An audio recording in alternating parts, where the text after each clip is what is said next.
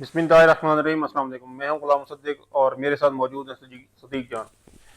सदीक जान साहब, आज जैसे कि मुलाकात का दिन है इमरान खान साहब से अडियाला जेल में, तो क्या कोई आप देख रहे हैं कि कोई बड़ा ऐलान मुतवक्के हो सकता है? बहुत शुक्रिया। देखें, ये जो सवाल है ना कि क्या अडियाला से आज बड़ा ऐलान मुतवक्के है। देखें, ये डिपेंड करता है कि इमरान खान साहब से जो सोहेल आफरीदी साहब हैं उनकी मुलाकात होती है या नहीं होती। और दूसरा ये भी देखना होगा कि अगर सोहेल आफरीदी साहब की मुलाकात नहीं होती तो फिर इमरान खान साहब की बहनों की मुलाकात होती है या नहीं होती। और अगर बहनों की मुलाकात होती है तो सोहेल आफरीदी जो बात पूछना चाहते हैं इमरान खान साहब से, क्या वो इमरान खान साहब की बहनों के ज़रिए ही पूछ लेते हैं या वो 29 अक्टूबर का इंतज़ार करते हैं, यानी कल के दिन का। उसकी वजह यह है कि 29 अक्टूबर को बुध के रोज़, यानी कल, अब क्योंकि मंगल है, तो बुध के रोज़ जो है वो तोशाखाना 2 केस की समात है। और तोशाखाना 2 केस की जो समात है उसमें देखना ये होगा कि इमरान खान साहब की फ़ैमिली को जाने दिया जाता है या नहीं दिया जाता। ये भी हो सकता है कि वो समात ही कैंसिल कर दी जाए। गो के ये भी अब मसला आ रहा है कि अगर उसकी समात कैंसिल करते हैं तो उसकी समात कब करें, क्योंकि तोशाखाना 2 केस का फ़ैसला अब सिस्टम ये चाह रहा है कि वो आ जाए, क्योंकि बहुत ज़्यादा डिले हो चुका है अलकादिर केस में इमरान खान साहब की ज़मानत की दरख्वास्त की समात। और आज ही सुप्रीम कोर्ट के बाहर तहरीक इंसाफ एक अवामी असम्बली लगाने जा रही है और जिसका मकसद यही है कि सुप्रीम कोर्ट ऑफ पाकिस्तान के जस्टिस जाहिया खान पर दबाव बढ़ाया जाए। देखें, जस्टिस जाहिया खान जो है वो आप देखें कि उन्होंने परसों जो है वो अपनी कारकर्दगी रिपोर्ट शाया की और उन्होंने उस पर इत्मीनान का इजहार किया, उन्होंने खुशी का इजहार किया, उन्होंने अपने आप को मुबारक दिया, तमाम इदारों का शुक्रिया अदा किया। आप अंदाज़ा लगाएं, मतलब सितम ज़रीफ़ी देखिए और पाकिस्तान के लोगों की बदनसीबी देखिए कि हम एक ऐसे वक्त के अंदर रह रहे हैं कि जहाँ पे जस्टिस जाहिया खान जो है वो सुप्रीम कोर्ट और अपनी कारकर्दगी से मुतमईन है, जस्टिस सरफराज डोगर अपनी और इस्लामाबाद हाई कोर्ट की कारकर्दगी से मुतमईन है, जस्टिस आलिया नीलम लाहौर हाई कोर्ट की कारकर्दगी से मुतमईन है और अपनी कारकर्दगी से मुतमईन है, मरीम नवाज़ अपनी और अपनी हुकूमत की कारकर्दगी से मुतमईन है, शहबाज शरीफ अपनी और अपनी हुकूमत की कारकर्दगी से मुतमईन है, चेयरमैन मोहसिन नकवी बतौर चेयरमैन PCB अपनी कारकर्दगी से खुश हैं। मतलब सरफराज बुगटी बतौर वज़ीर आला बलूचिस्तान अपनी कारकर्दगी से मुतमईन है। मतलब पता पूरे पाकिस्तान को है कि इस वक्त अदलिया के अंदर क्या हो रहा है, सूबों के अंदर क्या हो रहा है, मुल्क के अंदर क्या हो रहा है, लेकिन टॉप पोजीशंस पे बैठा हुआ हर शख्स अपनी कारकर्दगी से मुतमईन है। तो इससे बड़ी स्तमज़रीफ़ी और बदकिस्मती पाकिस्तान की क्या हो सकती है। तो जो हमें अब मुलाकात में सोहेल आफरीदी साहब ने बताया था, वो तो ये बताया था कि 29 अक्टूबर को हम एक बड़ा ऐलान करेंगे अडियाला के बाहर। अब वो ऐलान क्या है, क्या वो कोई नवंबर की कोई कॉल है या नहीं, वो उससे पहले एक पूरे मुल्क में एक्टिविटी है, ये तो बहरहाल अभी तक नहीं पता। लेकिन उन्होंने ये कहा कि बहरहाल हम 29 को एक एक्टिविटी का जो है वो ऐलान करेंगे। और बाकी वो मुसलसल अपनी तकरीर के अंदर कह रहे हैं कि इस्लामाबाद आने के हवाले से फ़ैसला इमरान खान करेंगे। गो के तहरीक इंसाफ के अंदर ही कुछ लोग ये समझते हैं कि हमें इमरान खान का इंतज़ार नहीं करना चाहिए, हमें ख़ुद से जो है वो ऐलान कर देना चाहिए। ये ख़बर तो मैं दे चुका हूँ कि सोहेल आफरीदी साहब जो है वो अपनी एहतजाजी एक जो तहरीक है या एहतजाज है उसका प्लान वो कर चुके हैं, उसकी तारीख़ तरीक़ाकार सब कुछ वो तय कर चुके हैं, उस पर मुशावरत भी कर चुके हैं। लेकिन वो एक बार इमरान खान की इजाज़त लेना चाहते हैं और वजह भी मैं बता चुका हूँ कि उसके नतीजे में जो वो करना चाह रहे हैं उसके नतीजे में हुकूमत भी गिर सकती है और दूसरा लोगों की जानें भी जा सकती हैं। क्योंकि हमने जो KPK के अंदर लोगों को देखा है, लोगों को गोली का कोई खौफ नहीं है।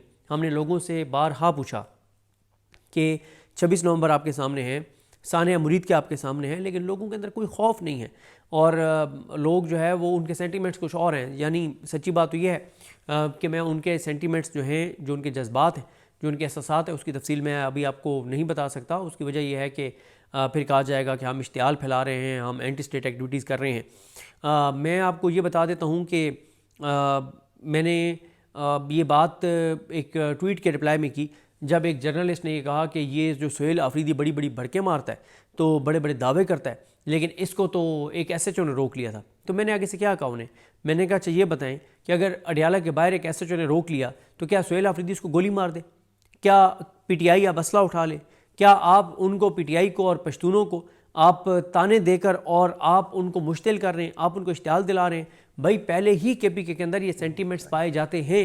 ये बात हो रही है कि जनाब पुरअमन सियासी जद्दोजहद का रास्ता ख़त्म हो चुका है, पुरअमन सियासी जद्दोजहद का रास्ता बंद हो चुका है। हमें अब पुरअमन सियासी जद्दोजहद के रास्ते को तर्क करना होगा। लेकिन यहीं पे फिर PTI के लोग ये कहते हैं कि नहीं, इन आवाज़ों को मत इनकरेज करें, इनकी हौसला अफजाई मत करें, क्योंकि ये हमारे लिए ट्रैप भी हो सकता है, यानी हो सकता है जेन्युइनली लोग ये सेंटिमेंट्स हों उनके, लेकिन वो कहते हैं कि अगर हम सुलह जदोजहद करते हैं तो कल को तो यही कहा जाएगा कि हमें तो बैन कर दिया जाएगा, हमारे खिलाफ पूरा एक वो बना दिया जाएगा नैरेटिव कि ये तो मुसल्लह जदोजहद करने वाले हैं। देखें, इस वक्त पीटीआई के पास सबसे बड़ा हथियार और कार्ड क्या है कि हम पुरअमन थे, हमने एक गमला भी नहीं तोड़ा, और हमारे 26 नवंबर को हमारे लोगों पे गोलियां चली, हमारे लोगों की जाने गई। एक पुलिस वाले की भी, अल्लाह का शुक्र है, अल्हम्दुलिल्लाह, इस पे अल्लाह का शुक्र अदा करना चाहिए, एक भी पुलिस वाले की या एक भी रेंजर्स वाले की या एक भी सिक्योरिटी फोर्सेस के किसी एहलकार की जान 26 नवंबर को नहीं गई। और इससे क्या साबित होता है? इससे यही साबित होता है ना कि पीटीआई वाले तो पुरअमन थे, उनके पास तो असला नहीं था। और झूठ क्या बोला गया कि उनके पास असला था और वो फायरिंग कर रहे थे। और भाई फायरिंग अगर वो कर रहे थे तो किसी एक तो सिक्योरिटी एहलकार की खुदा ना खास्ता अल्लाह ना करे जान जाती, तो बात यह है कि वो पुरअमन थे। और वो ये समझते हैं, पीटीआई के जो लोग अक्सरियत है वो ये समझती है कि हमने अमन की ताकत और अमन के हथियार से इस निज़ाम को गिराना है, हमने हथियार नहीं उठाना। लेकिन केपीके के अंदर ये सेंटीमेंट्स हैं कि पुरअमन जदोजहद का रास्ता ख़त्म हो गया पाकिस्तान में। लेकिन पीटीआई की जो फैसला साज क़यादत है वो इस चीज़ को बिल्कुल डिस्करेज करती है, इसकी हौसला शिकनी करती है, इसकी हौसला अफजाई नहीं करती, और वो बार बार कहते हैं कि हम पुरअमन तरीके से जाएंगे। अभी तक देख लें आप, सुहेल आफरीदी ने कहीं ऐसी बात नहीं की। वो पाकिस्तान की बात कर रहे हैं, वो अमन की बात कर रहे हैं, वो इस्तेकाम की बात कर रहे हैं, वो तरक्की की बात कर रहे हैं, वो तो अपने लोगों के जो हक है वो मांग रहे हैं, वो 3000 अरब जो वफाक ने देने वो मांग रहे हैं। तो सुहेल आफरीदी जो है वो किसी सूरत भी वो इश्तियाल नहीं चाहते, और वो चाहते हैं कि अगर कोई बातचीत करना चाहता है तो बातचीत कर ले।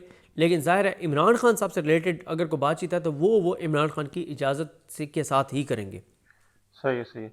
अच्छा, सदीक जान साहब, एक और बात कुछ चल रही है कि शायद केपीके में गवर्नर राज या इमरजेंसी की बातें हो रही है। कैप्टन सफदर ने भी इंडिया दिया कि हम गवर्नर राज लगा सकते हैं केपीके में। तो इसमें कितनी सदाकत है, क्या ये पॉसिबिलिटी है या नहीं है? देखिए, ये जो सवाल है कि क्या गवर्नर राज या इमरजेंसी लग सकती है, इसके चांसेस बिल्कुल मौजूद हैं।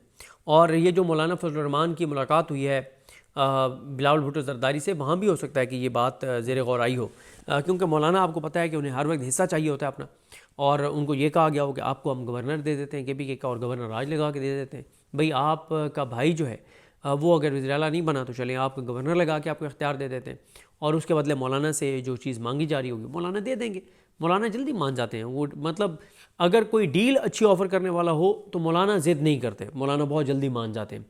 तो बाकी इस पर मेरा और दोस्तों की अक्सरियत जो मेरी है, दोस्तों की अक्सरियत है उनका इख्तलाफ है। मेरे दोस्तों की अक्सरियत यानी 90% मेरे दोस्त ये कहते हैं कि अगर गवर्नर राज या इमरजेंसी लगेगी केपीके में तो वो सस्टेनेबल नहीं होगी, उसको बरकरार नहीं रखा जा सकेगा। लेकिन मेरा पॉइंट ऑफ व्यू ये है कि उसको बरकरार रखा जा सकेगा, और मेरे पास उसकी दलील ये है कि पाकिस्तान की हुकूमत को अमेरिका की और नेतन्याहू की इनकी हमदर्दियाँ और इनकी सपोर्ट हासिल है, और उनको लालच इस हुकूमत से ये है कि इनके होते हुए इसराइल को पाकिस्तान तस्लीम कर लेगा। और अमेरिका को भी ये बात पता है, नेतन्याहू को भी ये बात पता है कि अगर ये हुकूमत गिरती है तो इमरान खान आ जाएगा, इमरान खान आएगा तो वो तो इसराइल को तस्लीम नहीं करेगा। तो इसलिए मेरा एक ख्याल है कि इसराइल को तस्लीम करने तक इस हुकूमत को अमेरिका और इसराइल और इंटरनेशनल इस्टेब्लिशमेंट सपोर्ट करेंगी ताकि ये हुकूमत चलती रहे। उससे पहले वो इस हुकूमत को नहीं गिरने देंगे, और ये हुकूमत भी ये चाहेगी कि ये उनको ये कहती रहे कि उन्हें ये कहती रहे मुसलसल कि जनाब हम जो है वो अभी एक तरह से जिसे कहते हैं कि अभी हमारा ये मसला है वो मसला है हमारे मुल्क में, ताकि ये भी चाहेंगे कि अमेरिका को इसराइल को थोड़ा सा आगे ले जाएं, और उस दौरान जितना ये पीटीआई को क्रश कर सकते हैं क्रश करें, जितना पीटीआई वालों के ऊपर जुल्म कर सकते हैं। देखें, इस हुकूमत मैं जब बात करता हूँ तो मेरे पास एक दलील है ना कि 26 नवंबर इस हुकूमत ने क्या कर लिया किसी ने इस हुकूमत को, इस निज़ाम का। मुरीद के साने मुरीद के हुआ, क्या हो गया इस हुकूमत का? भाई नहीं हुआ ना, नहीं कुछ कर सके। उसकी वजह क्या है? उसकी वजह ये नहीं है कि मसला है कि पूरा पाकिस्तान इनके खिलाफ है, 80% लोग इनके खिलाफ हैं, 80% लोगों ने इनके खिलाफ वोट दिया है। हर शख्स इस निज़ाम से बेजार है, नफरत करता है, गुस्से में है और गिराना चाहता है सिस्टम को। लेकिन ये बात भी तो दुरुस्त है ना कि लोगों के सामने है 26 नवंबर, लोगों के सामने है मुरीद के। और आप देख लें, आप सुन्नी तंजीमों की हालत देख लें कि जो सुन्नी तंजीमें हैं, पीर हैं, कोई एक भी खुल के, और कोई एक तंजीम भी, कोई एक पीर भी खुल के मुरीद के वालों के हक़ में बात नहीं कर रहा। मुरीद के जो मुतासरीन हैं, जिन लोगों को वहाँ पे जिन लोगों की जाने गई हैं उनके लिए कोई एक पीर भी बात नहीं कर रहा, कोई एक मौलवी बड़ा बात नहीं कर रहे। हाँ, मैं तंजीमों की बात कर रहा हूँ, वैसे 10-15 ख़तीब उलमा बात कर रहे हैं और लोग बहुत ज़्यादा बात कर रहे हैं, पाकिस्तान के लोग बहुत ज़्यादा बात कर रहे हैं। यानी जो तहरीक लब्बैक की उनके सियासत या उनके नुक्ता नज़र के मुखालिफ थे वो भी इंसान तो हैं, पाकिस्तानी तो हैं, वो भी बात कर रहे हैं। तो लिहाजा मैं ये समझता हूँ कि अगर मैं ये समझता हूँ कि इमरजेंसी और गवर्नर आज लग सकता है, और अगर वो लगा तो वो सस्टेन करेगा क्योंकि सुप्रीम कोर्ट इस वक्त हुकूमत के साथ है और इसलिए वो इस गवर्नर राज को सस्टेन और इमरजेंसी को सस्टेन कर लेंगे। उनके लिए 26 नवंबर और मुरीद के 4-5-6 मुरीद के और 26 नवंबर KPK में करना उनके लिए कोई मसला नहीं है, क्योंकि इंटरनेशनल इस्टेब्लिशमेंट और अमेरिका, इसराइल वो इस हुकूमत के साथ है। तो ये जो बिलावल जरदारी साहब आज गए थे मौलाना फजल रहमान, सॉरी कल गए थे मौलाना फजल रहमान साहब के पास तो मुलाकात के लिए, तो वो ये किस तनाजुर में मुलाकातें हो रही हैं? क्या कोई नया कोई इत्तेहाद बनने जा रहा है या कोई इस तरह की क्या कोई और मामला हो सकता है? देखिए, मौलाना और बिलावल की जो मुलाकात है इसके हवाले से मुख्तलिफ़ चीज़ें आ रही हैं। मसलन हसनात मलिक साहब कह रहे हैं कि 27वीं आईनी तरमीम के लिए वो गए हैं। जियो न्यूज़ कह रहा है कि अपोजिशन लीडर मौलाना फजल रहमान को बनाने के लिए बिलावल भुट्टो गए हैं कि हम अपोजिशन में आ जाते हैं, आपको अपोजिशन लीडर बना देते हैं। जो मुमताज़ भट्टी साहब हैं वो कहते हैं कि इसराइल को तस्लीम करने के मामले पे मौलाना को ऑन बोर्ड लिया जा रहा है। तो मौलाना, देखिए, मौलाना का मसला ना तो इससे उनको है कि आप इसराइल को तस्लीम करें या ना करें, ना उनका ये मसला है कि आप ट्रंप के साथ किस हद तक कुर्बत रखते हैं। मौलाना हर चीज़ के बदले अपना हिस्सा मांगते हैं कि आप, ठीक है, आप उसकी मैं दलील आपको देता हूँ ना। मौलाना कह रहे हैं तकरीर में DA खान में मुफ्ती महमूद कॉन्फ्रेंस में कि ट्रंप जो है वो मुसलमानों का कातिल है, इसराइल को उसने सपोर्ट किया। अच्छा, तो उसी ट्रंप का जो पाकिस्तान में सफ़ीर है उसको तो आप अपने घर पे मिलते रहें, उनके उसकी दावत पे तो आप अमेरिकी एम्बेसी में चले गए। तो मौलाना का मसला अखलाकियात, आइन, जमहूरियत, असूल, कानून नहीं है। उनका मसला है कि आप जो भी कर रहे हैं उसमें से मुझे क्या दे रहे हैं। उनका मसला सिर्फ ये है। चलें, बहुत शुक्रिया सदीक जान साहब। अब आगे जो भी मजीद अपडेट्स होंगे आपको बता दे रहे हैं हम। मुझे दीजिए इजाज़त। अल्लाह हाफिज़।